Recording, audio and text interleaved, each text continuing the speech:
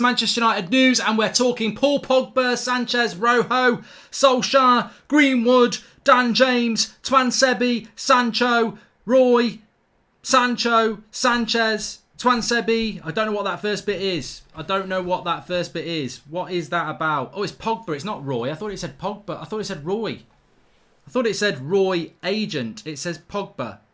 I can't even read my own writing. Anyway, I hope you're doing very well this Wednesday night. I don't feel like chicken tonight. I actually had a vegetarian chili, but I do feel like it's been a long time since United played because it's been Saturday and we've seen so much football. But tomorrow night we will have the watch along. We will have Manchester United against Aston Villa, and very excited about that. But look, interesting. So there's quite a lot of interesting things to talk about tonight. I do want to talk about what Berbatov's likening Greenwood, Mbappe and Neymar to being hopefully the next Ronaldo and Messi, which I think is dangerous, but look, he's got bills to pay. Let's talk about Paul Pogba first of all, though. I did say a couple of days ago, and I was reminded today on That's Football, on my terrible Aston Villa career mode, that I had said that I was going to talk about Grealish to the guy who I spoke about with Sancho and Grealish about 2-3 months ago. And I did speak to them about Grealish, and they said, look, nothing's happening with Grealish because, as his agent has said, United don't know what they're doing yet, and Grealish doesn't know what Villa are doing yet. So there's no offer or anything like that. But we did speak a bit about Pogba. But I'm going to move away from there, actually, because if you've been watching this channel for any time over the last 18 months, there's three things I've said about Pogba. One, I was told last summer we wouldn't sell him. 2, in December, I was told we weren't going to sell him. And 3, in March, I was told we won't sell him in the summer. And then, obviously, Ollie said it a couple of weeks later. Those videos are on the channel. If I don't like in the nose. I don't like all that nonsense. But I have said those 3 things, and they have come to pass. So the situation, I was speaking to that person today, and they were talking about Pogba. And effectively, Paul Pogba is very happy at Manchester United at the moment, as we know. And a new deal for Paul Pogba is very much in the hands of Manchester United Football Club. Now, it's not as simple as saying, there's a contract, sign it. There are avenues to walk down here, which we'll speak about in a minute. But what is very, very clear is that whilst Paul Pogba back in February was probably thinking there's not going to be a coronavirus, and I will go to Real Madrid in the summer. And that definitely was on the cards. And that's a lot of why Manchester United were looking at Grealish, because everybody was expecting it back in February. And it changed in March. And it changed because of coronavirus. And now Pogba is very happy at Manchester United at the moment. He's happy with what's happening with Bruno. Obviously, we've had those links to Sancho, where apparently he's excited about that. And very much so, Manchester United are in this situation where Paul Pogba's future is in their hands. And what does that mean? What it means is that Paul Pogba may well go to Real Madrid next summer, but if United put things in front of him to make him happy, he will sign a new contract at United, which is huge news. It's huge news. And look, is it surprising news? I actually think it is. I think a lot of us have been talking about it hopefully happening. But effectively, what do Manchester United need to do to get Pogba to sign the contract? Well, look, let's talk Mino Raiola first, because Mino Raiola is an agent who likes to look after... Excuse me. I've just had a salt and vinegar rice cake, and it's got in my throat a little bit. And this Smurf jumper's playing havoc with my lighting today. I'm never wearing this again. But he is an interesting person, obviously, Mino Raiola. He's very... is it fair to say he's money motivated? Release clauses for Haaland, looks to move his players on every 3 years. I think he's out for the best interests of his client, which makes him a lot of money. Nothing problem with that.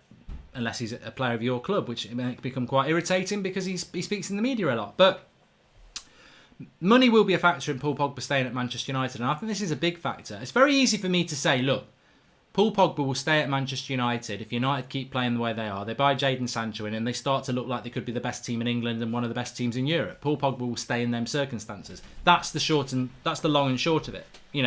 That is the whole, it's in United's hands to get Paul Pogba to stay. That's the story. Let's end the video there. But of course, it's not the full story. But that is effectively the situation with Pogba at the moment. If United do certain things, Paul Pogba will stay at this football club. No shadow of a doubt. That is true. But what is also true and goes hand in hand with that is that Manchester United, you could have a situation here where Man United play really well with Bruno. They signed Jadon Sancho. They're contending for the title next season. They're in the Champions League and they're doing well. Paul Pogba's really happy, but he still leaves in the summer. That could still happen, because although if that happens, Pogba would probably sign a contract, United have still got to give him the contract.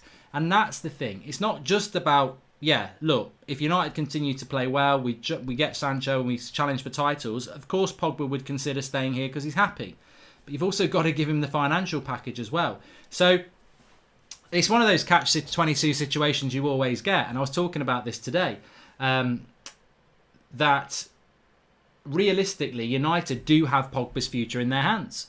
And of course, Pogba can just say, well, no, you don't, I'm going. But actually, they do. Paul Pogba is happy at United at the moment. Paul Pogba wouldn't be opposed to staying at United if the scenario developed whereby he can play at the top level of football, he can challenge for the top prizes, and he can get the final payday contract. And that is what's going to happen with Paul Pogba. And I think Solskjaer can deliver the good football. I think the players around him can deliver the title challenge. But the Glazers are going to have to deliver a very big contract. And do they want to do that? I think Paul Pogba at the moment is on around £350,000 a week. I think his next contract is going to want 4. Do United want to do that? So I just think it's something very interesting to bear in mind, because as I said, this discussion I had this afternoon it opened my eyes to the situation that, everything could happen on the pitch to make Pogba want to stay, but it doesn't mean United will give him the contract. United might think, we'll cash in. We're not going to give him 400 grand a week. We'll cash in with Real Madrid and we'll take 60 million in our pocket, which would be totally against trying to be good on the pitch. And it goes back to what I was saying this morning. United need to be good on the pitch, and it will generate the money off the pitch more than just trying to be a top 4 club and spread your money out. But that situation could develop. We could be very good on the pitch and Pogba could still want to sign the contracts but go because we won't give him the contract. So, look, there's no excuses for United, I don't think. In relation to the financial package, we've just given Nemanja Matic a 3-year contract.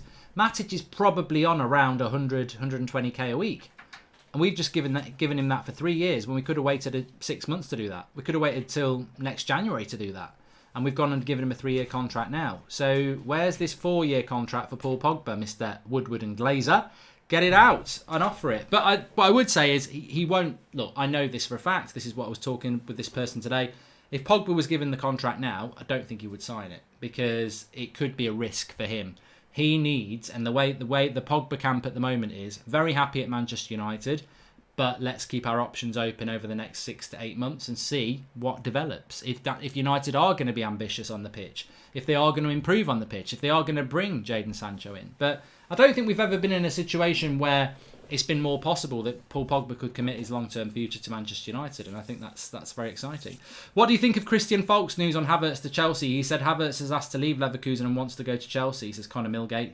Feeds in with what I said, doesn't it, Connor? I did say this. I said that Real Madrid can't afford him. Bayern Munich have said they can't afford him, so Chelsea benefit again. They got Timo Werner because nobody else offered for him. They could now get Havertz. There's no way, and Chelsea are very good at transfers, but there's no way if coronavirus hadn't happened, Chelsea would have got Havertz and Werner. They have benefited from that situation, and that's not their fault, but they're a team that's got some money when loads of clubs haven't, and they are doing what we were talking about back at the end of March. They're taking advantage of the market. There are very good deals to be done there if you've got a bit of money and you've got a bit of bravery, and Chelsea have got both of that. And that's why Werner didn't go to Liverpool and Havertz hasn't gone to Real Madrid, because they haven't got the money. United should be smart and terminate Sanchez's contract if they can't sell him and give his wages to Pogba, says Ayoub Kare.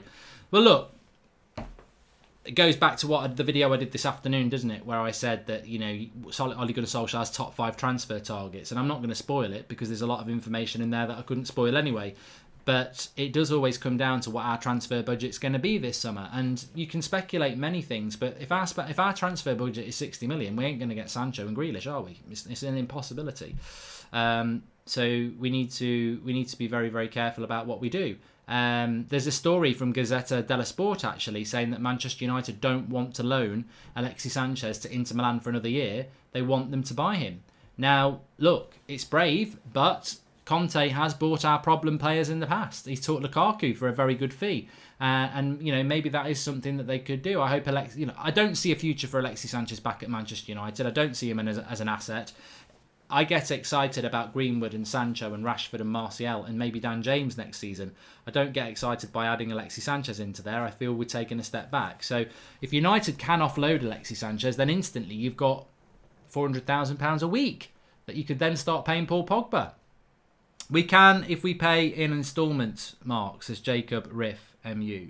And why does Grealish use children's shin pads, says Bag Boy? And do you think Chelsea will be a problem next season, Mark? I think Chelsea... Look, this is not the Chelsea fan channel. I don't know whether they've got one, but I can tell you now, Chelsea do this very well. They'll move a manager on, they'll get a new manager in, they'll back him, and he'll win the title. And I think that is the plan, and it's worked very well for Chelsea over the last 15 years. They're ruthless in the transfer market, they're ruthless with their managers, they will rotate them, they will change them, they will bring new players in.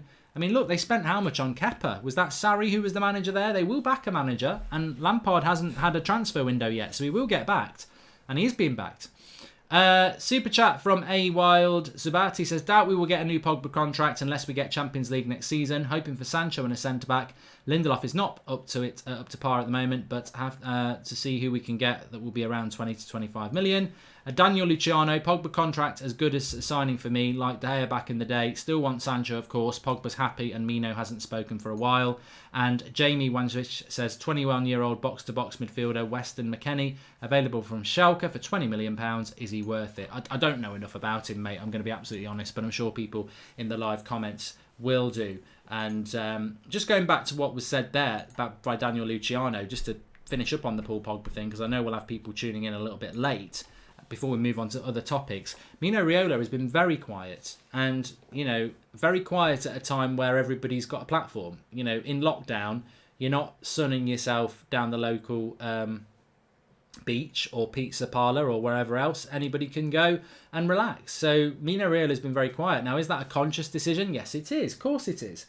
It's been very quiet around Paul Pogba. The last thing we knew was what Fabrizio Romano told us on the channel, that there was scheduled to be a meeting between Manchester United and Paul Pogba at the start of April, and there was a feeling that they were going to try and push a move to Juventus, but things have changed.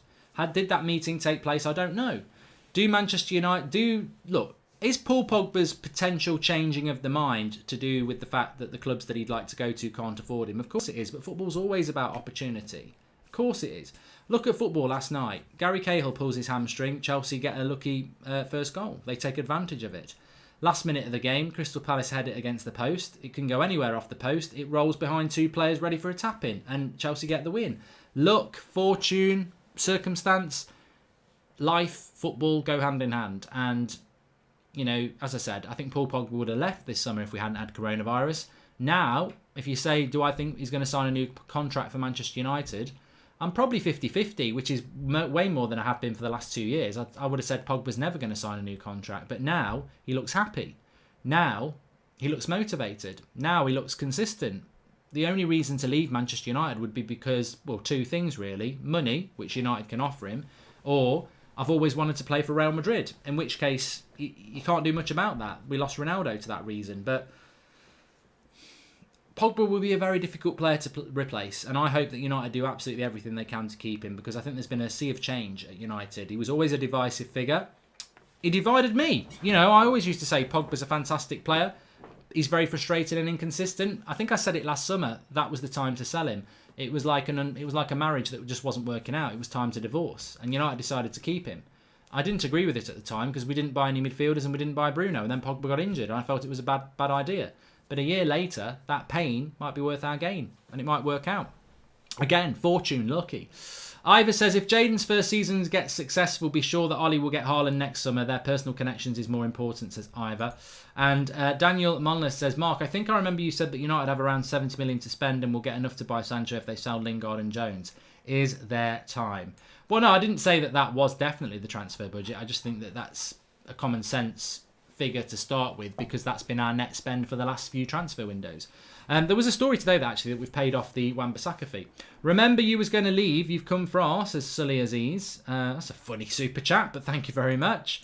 And if Pogba actually wanted a meeting in April to push a move away, I don't want him to sign a new contract. I want players who want to be at United, says Sean Turner.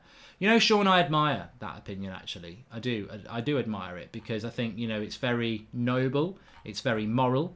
It's very, if you don't want to be at our club, get out. And I totally get that. But there'd be a lot of players that are currently at United that would be gone if we did that.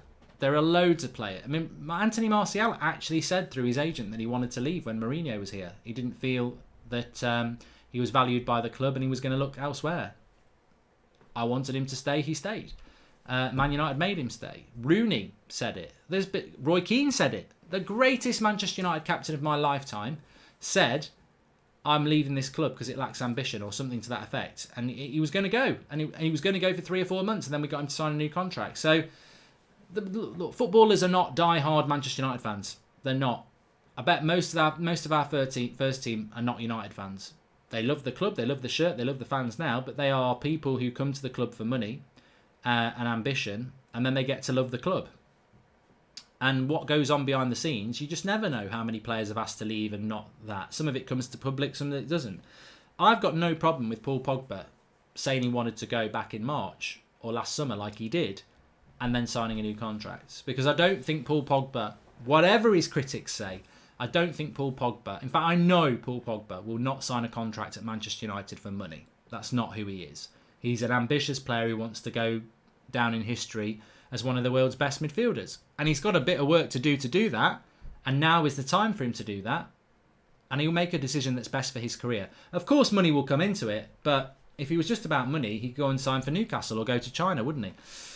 We can sign Rabiot to play alongside Pogba and Bruno, says Collie, home official. I mean, it's gone very quiet on Rabiot. I don't see United doing anything on that anyway. But anyway, let me just summarise. So Paul Pogba, I was speaking to somebody today who's told me 3 times from the club that he's not going to leave over the last 18 months. I was speaking to them today and they said that Manchester United have got this deal in their hands. If they keep performing like they are on the pitch, they bring Jadon Sancho in, they become title contenders next season, Paul Pogba will stay very happy at the club and he will definitely consider a contract if United offer the right financial package. So Manchester United have got it in their hands.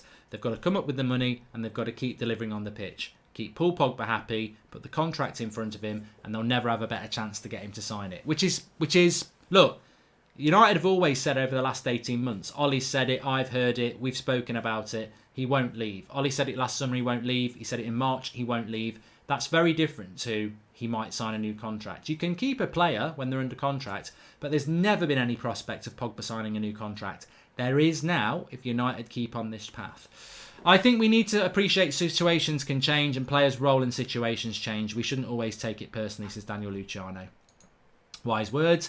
And Jack Dylan Nolan, thanks for the super chat. He's slowly grown to Manchester United since my Bury FC folded, but I've always felt an investment to United, and I keep thinking that St Maximin has to be a target. Well, he won't be a target unless we don't get Jadon Sancho. It's as simple as that, really. Okay, let's cover on some other news and keep your questions coming in as well. So we've spoken about Sanchez's permanent deal to Inter Milan because Manchester United don't want to loan him out. I think Manchester United might have to loan Alexis Sanchez at some point, but trying to sell him is a good move for United. Get rid of those wages. Also, Dan James. This is quite a good story, actually. James Bartlett, I think his name is the agent of Gareth Bale, Dan James, Jack Grealish. I think he's the agent of Tahith Chong, because I'm sure we were talking about that this morning on the morning show. He said there's no prospect of Manchester United loaning Dan James tomorrow and next season, and sees no chance of it happening tomorrow. No chance of Dan James being loaned next season. He sees him as part of the Man United first team, which to me is great. I don't want to see Dan James loaning, because if you loan Dan James, you're basically saying he's a flop. Why would you loan a player that's been good in the first team and send him off on loan somewhere? Like, Dan James next season is going to be season defining for him. Will he be a success, or will he be a bit of a Kieran Richardson? He's okay on his day, but he's ultimately not good enough. And I think the latter with Dan James. I think he lacks football intelligence, and that's not an insult, although some people would say it is. He lacks football intelligence because he's come from the Championship and he's a winger, and he's very inexperienced in this league. And I think sometimes he runs down blind alleys, sometimes he picks the wrong pass, and some games he can be almost made useless because they play so deep and his pace can't really hurt teams. But I think Dan James has had a very, very difficult first season. I think Solskjaer played him more than he needed to. Obviously, he lost his father just over a year ago. Big move to Manchester United. Big change in your personal life. Started off fantastically well.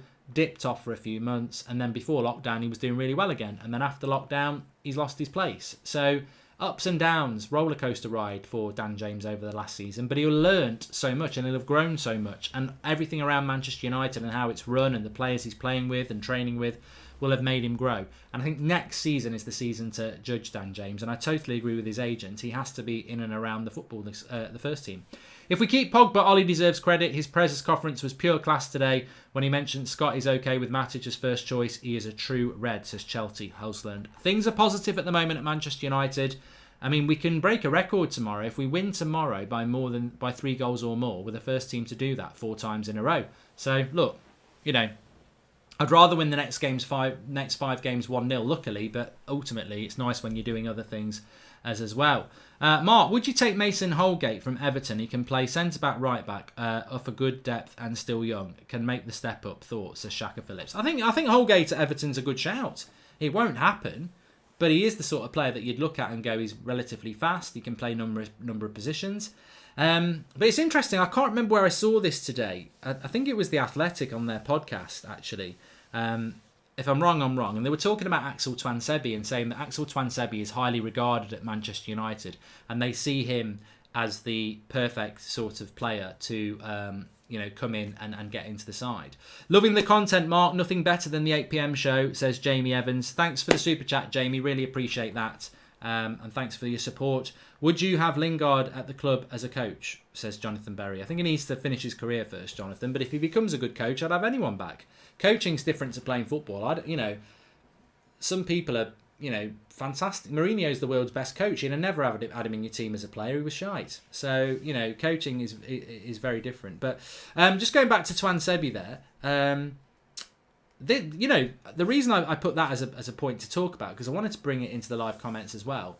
I've mentioned this a lot on the United stand. I actually said it back in the autumn when he first got injured, and he's been out for nearly a year now. There is no doubt that Solskjaer was going to drop Lindelof and play Tuanzebe with Maguire just before he got injured. That was the plan. That was going to happen. And you talk about the development of Mason Greenwood, and you talk about the development of Brandon Williams this season, which has been fantastic. I'll tell you now, Tuanzebe was meant to be playing as much, if not more, than they were. This injury has been his chance gone. Not forever, but this season was a big chance for Tuanzebe. He'd done the groundwork on loan. Villa fans regale about what a great player he was for them last year. They wanted him back this year. He helped them get promoted. He was a fantastic player for them. And this year has been a write-off. So the talk about Tuanzebe, there being a lot of hope around Tuanzebe, is true. But how old is he now? I don't know. I don't have it to hand. How old is he now? And he's lost a year of his career. And is that injury that he's got going to be a problem for the rest of his career? And are we going to do what we did with Phil Jones, where we keep fighting to get a player that we think can be good, but actually he's going to have loads of injury problems? So Tuanzebe is a shame, and Tuanzebe is the reason that maybe we should go into the transfer market, because I think he is definitely a player that could be, a long-term quality centre-back at United. And he has got the attributes and ability to do it. But the concern is he's been out for a year. And what is the injury? And why is it a year? So at the moment, I'm 50-50 on Tuanzebe. I know for a fact that he was going to get back into he was going to be given a run in the team in autumn. And that's what always makes me think about the pace in the centre-back partnership. I think Ollie plays Maguire and Lindelof because they're the two centre-backs he trusts the most. I don't think he wants to play Lindelof and Maguire, really. I think he knows there's a lack of pace there. But at the moment, he can't buy anybody, and the player he'd like to use, Tuanzebe, isn't fit. Any news on Sancho? Heard 140k a week agreement, says Voy. That's a lie, mate. That's been spread around by a fake account. I know what you're talking about. What is his injury? Did we know? Shouldn't we? Says Daniel Luciano. I don't know what his injury is. I actually do not know. There's been talk of hips. There's been talk of groins, but a year's a long time. How long has Smalling been on loan? Can we get him back, and if not, sell him, says Foxy, who is a member. Welcome. He's been on loan all season, Smalling, and he'll be there till the end of July. Tuanzebe is 21. And he did pick up a couple of injuries at Aston Villa as well. So, injury, look, I don't want to dwell on injury, but we're going to talk about Greenwood in a minute. And injury will destroy a career, and it's just bad luck.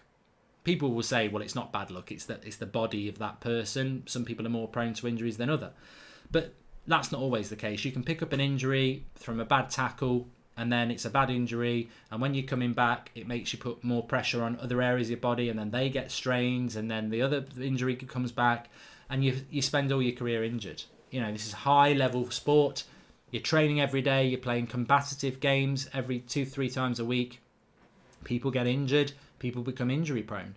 And it can have a really big impact. And I think it needs to be a factor when you think about Tuanzebe in the future. Can he get over these injury problems?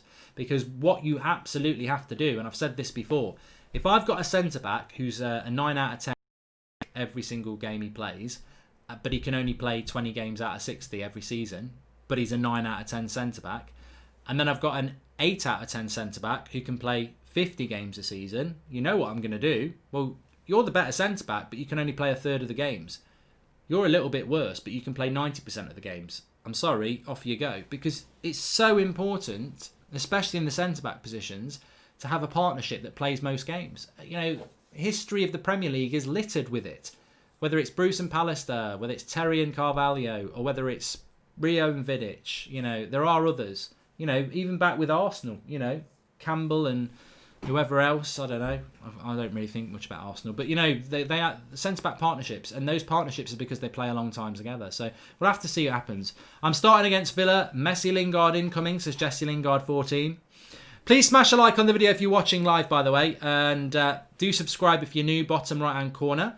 You're all very, very welcome. And thanks to our new members who've joined. Get a little badge next to your name. I can see All Things Gassed is there. Ledley King.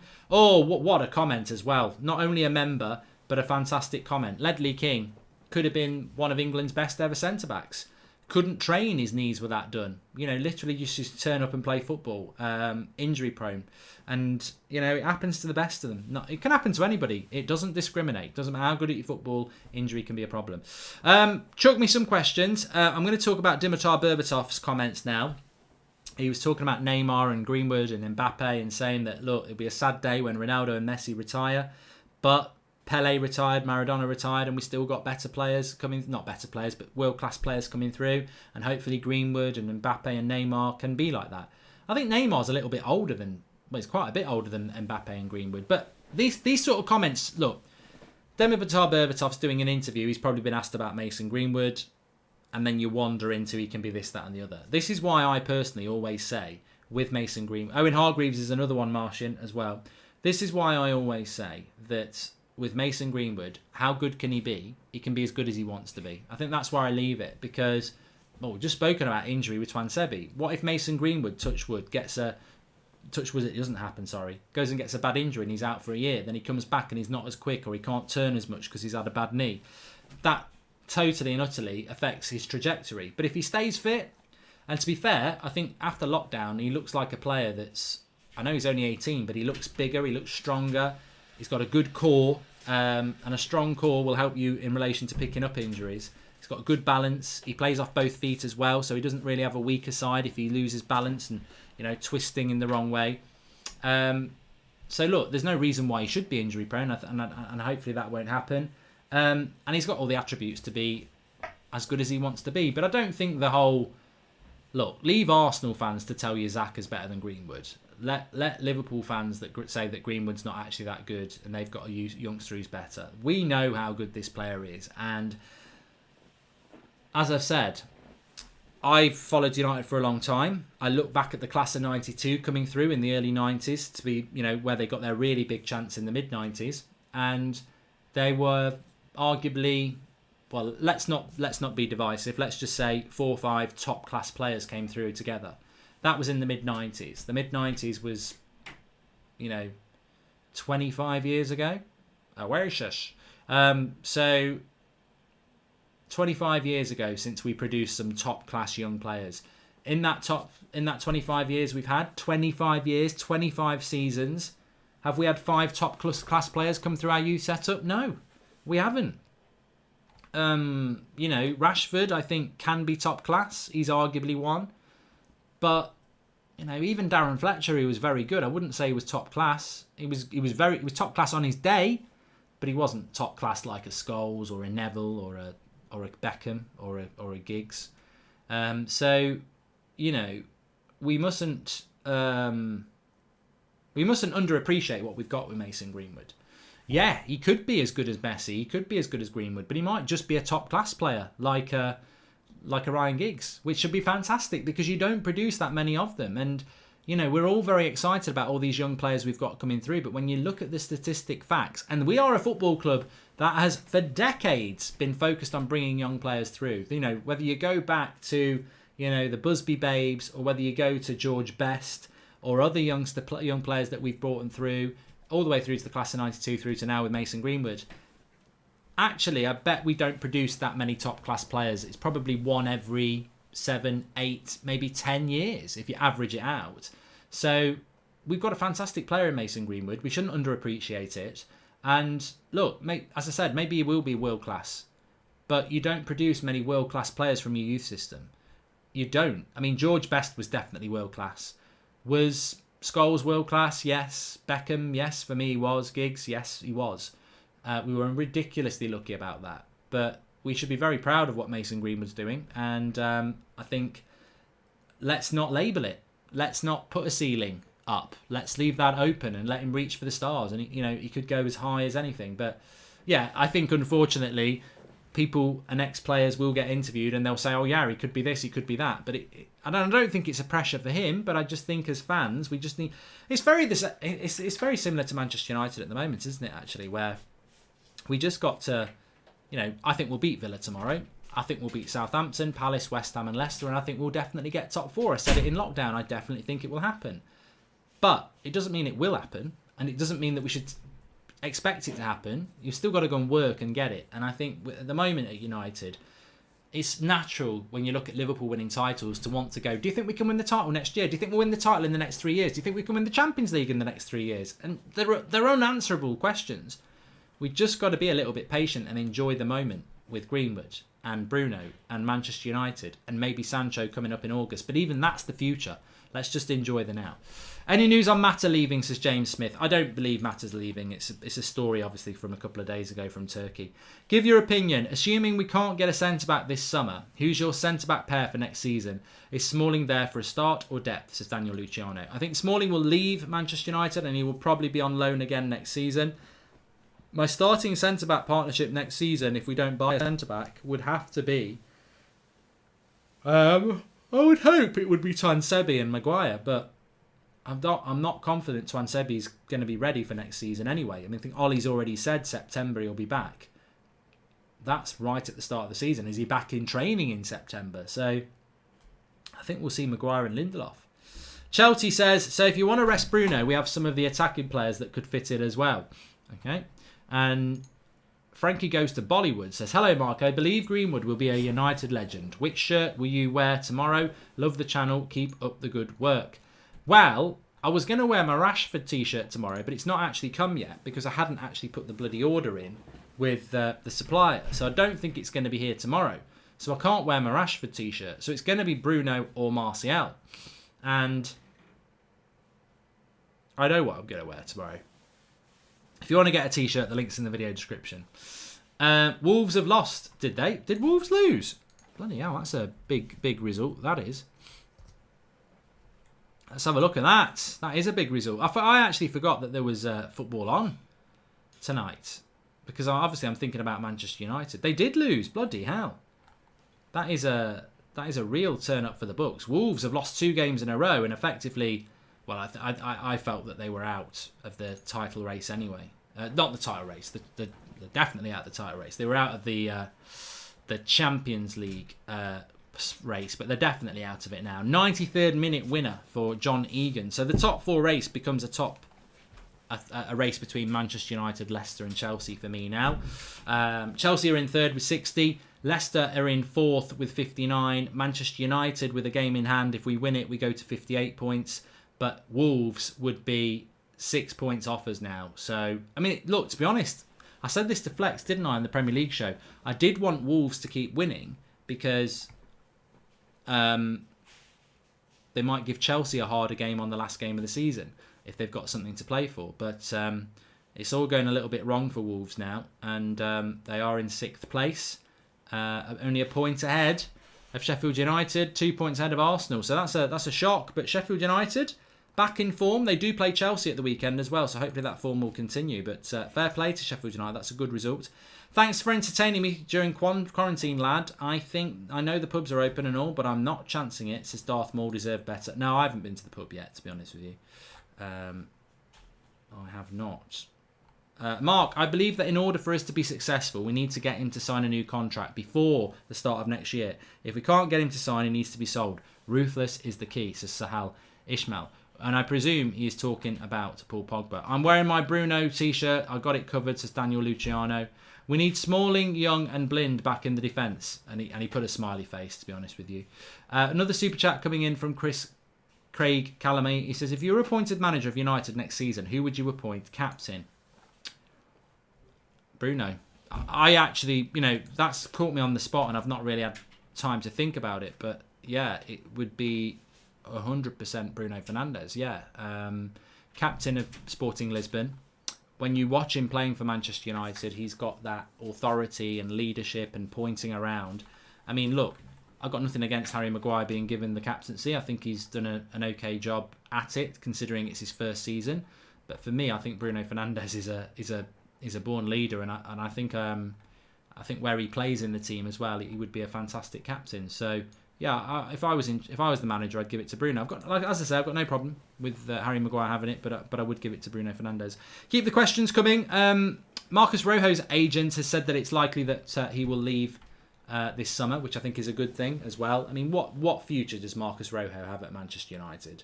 I've never rated him. I think he's an awful left back, and I think at centre back he's okay. But how he's never had a red card, I don't know. And again, he's just not quick, is he? If I want to play a left-sided centre-back, I'd play Luke Shaw. Great show. Flex and Adam show would be great, says Mike Lilly. We are working on some other shows as well. I was back in the studio today as well, actually, which we were putting up some pictures and stuff. So we're developing that out. Thank you. Hi, Mark. It was my birthday. Could you shout out my YouTube, which is Bucks Eno? Habib. There you go. You've had your shout out there.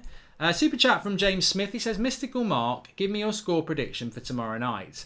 I've gone 2-0 to United tomorrow night. I said it in the preview, didn't I? I hope it'll be more. I'll be very happy with 2-0 though. I think Aston Villa defend quite well. If we get an early goal, we could get 3 or 4. But I think 2-0. If Man City's ban is upheld, should we rest most of our starting 11 in the game versus Crystal Palace for the Chelsea game if top 5 is confirmed by then? Says Gustav Hagendal. No, you want to finish. You don't want to finish 5th and get into the Champions League because of Man City's ban. You want to finish in the top 4 and say we got it in on merit. I wouldn't rest players at all. I think United's priority is Champions League football. However you get it, the FA Cup is a bonus. I don't really, in relation to the FA Cup, the only thing I'm looking forward to in relation to the FA Cup is playing Chelsea. I think Chelsea are playing quite well at the moment, and I think we're both sort of vying for that opportunity to try and join the top table party with Man City and Liverpool. So I'm looking forward to that game, but the priority for me is to win is to get top 4 and win the Europa League. How confident are you getting rid of Jones, Rojo, Pereira, Lingard, Smalling and Sanchez, says Chicharito Hernandez. Well, I think Rojo will go. I don't think Jones is going anywhere because he's injured. I don't think Pereira is going anywhere. I think Lingard might go. I think Smalling will go, and if we can get rid of Sanchez, great. But half of those will probably go if we get lucky. Hawks Head says let's see if we can get 2,000 likes. Well, there's 10,000 watching, so you should do. And why are people talking about Dunk and Ake? Fam, we're Manchester United. Can we act like a big club and get big players? Geez, my comment has never been read, says Alan Mayer. Well, it's been read now, fam. And Mark, have you ever thought of making a United Stand app? No, Herbert, I haven't, to be honest. And Mark, I haven't. No, we've got a website though. I fear Maguire. The thing is about apps is that you can put a website on your phone anyway and just go straight into it. You can generate that without generating an app. I fear Maguire's armband is protecting him from fair and equal criticism. According to WhoScore, Lindelof is least dribbled past centre-back in Europe, says Nick Harris. Fair point. Well made. And Per-Eric Klassen says, have you decided which T-shirt to wear tomorrow? The honest answer is no. I'm just pretending I have. I haven't. It'll be Martial or Bruno tomorrow. That's what'll happen tomorrow. if you manage Villa tomorrow, we will definitely win. She's like, I'm just having a terrible Villa career mode at the moment. Really, really bad. Yeah. But they have just updated FIFA. We're playing in a tournament at the moment that's going to be going up on the channel. And oh, shit. You know, there's been an update on FIFA. It's annoying. Maybe looks like an Arsenal player, says Mehdi. And Mark, I think third place is off the table now that Chelsea won against Crystal Palace, says Bharat Rajesh. No, I'm going to stand by it. I think Chelsea been a bit lucky, to be honest. I think we'll get top 4. I did feel that we'd get top 3. And if we don't, I'm wrong. But, you know, Chelsea were very lucky to get 3 points last night. They should have dropped a point. They should have dropped 2 points, sorry. They were very lucky to play Man City when Man City didn't give a shit. They're going to be very lucky to play Chelsea when Chelsea don't give a shit. And it looks like they're going to be very lucky to play Wolves when they don't give a shit. So I saw a lot of points for Chelsea to drop, but they're tough games. The players are playing against, they don't seem to care because their seasons are already done. I am going to do career mode tomorrow, Daniel Luciano, normal time of 2:30. And please wear Tony, says Rihan. Martial's going to bang tomorrow, says CP7 Games HD. And Jimis says, does the United Stand website ready for the Villa game player ratings? We don't want it to be broken again. Yeah, thanks for that, actually. So if people weren't aware, and you should be aware, because I'm sure most of you watch the watch along and the player ratings show. But this is so exciting. We piloted it last week and we did break the website, but it won't happen tomorrow because it was a pilot last week and we needed to see what the traffic was. So basically, and we've changed it a little bit as well. So obviously we do the watch along tomorrow and then straight after I do my match reaction. And on my match reaction, I do my player ratings with my yellow pen. Well, against Aston Villa, we've got this thing on the website where during the second half, a page goes up. You can go to it, Villa versus Man United, and each player, you can mark them out of 10. 6 being average, 10 being elite, 1 being total crap. You can mark every player and the manager out of 10. Thousands of you did it against Bournemouth and the website crashed, but I'd already seen the data and that's why I used it on my match reaction. But tomorrow night, you can all vote. You can all vote for your player rating, and we have created what is in effect groundbreaking on the United Stand yet again. Because your Man United Evening News, your Daily Mirror, your Mark Goldbridge player ratings are just one person's opinion. Our player ratings is now done by thousands and thousands of Manchester United fans. So it is the most pure and accurate way to determine a player's result. And already I know a couple of players who saw it last week and think it's fantastic because they scored quite well. I think 1 or 2 probably saw it and don't want to comment. So, but tomorrow night, when I do the player ratings, I'll look at the player, I will give them a mark, and when I press my mark, it will show what you lot voted. So if I give De Gea a 7, as soon as I press the 7, it will then flash up with what everybody else's aggregate score was. So we'll see how yours compared to mine. So I'm opening myself up to ridicule, but you will get to see how thousands of you voted as well. So fans, I love it. I think it's so exciting to have I love doing player ratings myself, but I think it's so exciting to see how yours work. And how it works is if 1,000 people vote for David De Gea, and it will aggregate that score, because some people might give him a 5, some people might give him an 8, some people might give him a 6, and it might come out at 6.7. So that's how it works. Fantastic. Really excited about it. Mark, what do you think of Hannibal Mabry? Well, he's a young player, and I've got to be honest with you, I don't really spend a lot of time watching the youth. I keep an eye on the youth. I keep an eye on the players that are coming through. But for me, I've always been quite old school with this. It doesn't matter how good somebody is in the youth setup, because I know loads of players who were superb in the youth setup and never made it to the first team. So it's what they do when they come in the first team. It's exciting to hear about these players. It's exciting to see what these players are doing. But until they start playing men's football, it's difficult. Look, I thought Tahith Chong was going to be a superstar. And maybe he still will be.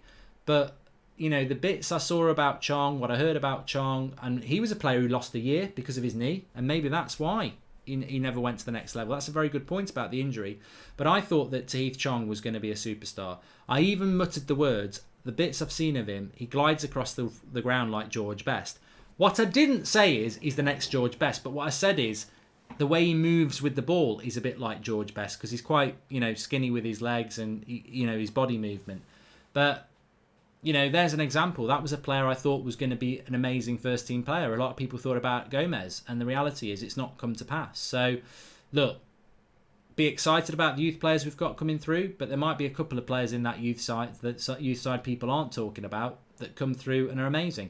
I personally thought that Alua Traore, who we bought him from, he was formerly at PSG when he was 16, I thought he was going to be a player of the first team, but he seems to have dropped off a little bit recently. So you just don't know who's going to come through. Jordan Burgess says, how do you feel about the league potentially keeping the 5 sub format?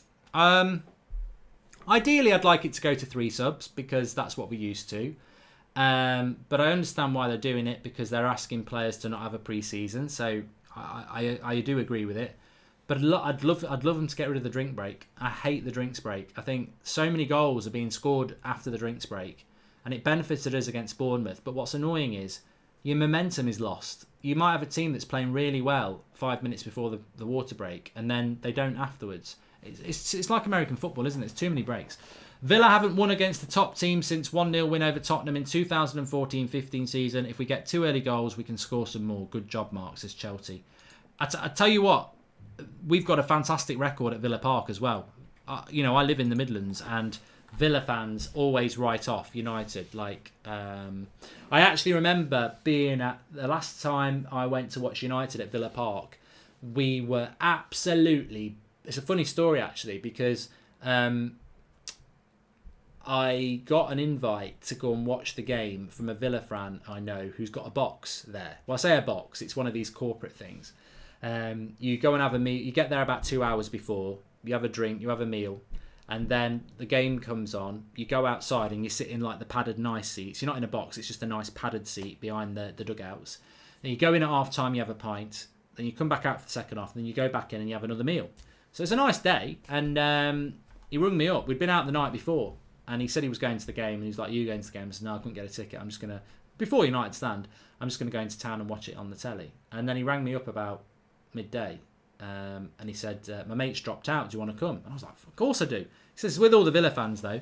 So I went, and he goes and tells everyone that I'm a Man United fan, which is great. So I'm sat there watching it, and they absolutely pummeled us. They really battered us, and they should have had the game like 3 or 4-0. And I think, if I'm right, it was 2-0. And we probably about 20 minutes to go. I remember Vidic scored, and we got it back to 2-2. And we should have been totally out of the game. We should have been totally out of the game. Obviously, Sir Alex Ferguson was the manager.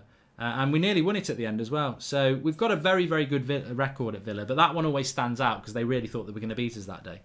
I remember Van Nistelrooy coming off the bench as well. Was it in a cup game and turning the game around very, very quickly. Got a good record there. Why not try evolving player ratings? Each player starts on 6, then voting updates throughout the game. Would be the next groundbreaking step, says AJ. Well, we've only just done this groundbreaking step, but I'm sure we can work on that. Anyway, look, thanks everyone for watching. Smash a like on the video. We are back tomorrow morning at 10 a.m. with the Transfer and Man United News Show. And then, obviously, tomorrow evening, we are going to be live with the watch-along and the groundbreaking match reaction with the player ratings, which I'm very excited about as well. But more importantly, I'm more excited for the game, of course. Cheers, everyone, for tuning in. Over 10,000 of you again. Thanks for all your support on the channel. Really appreciate it over the years, over the months. It's been really appreciated.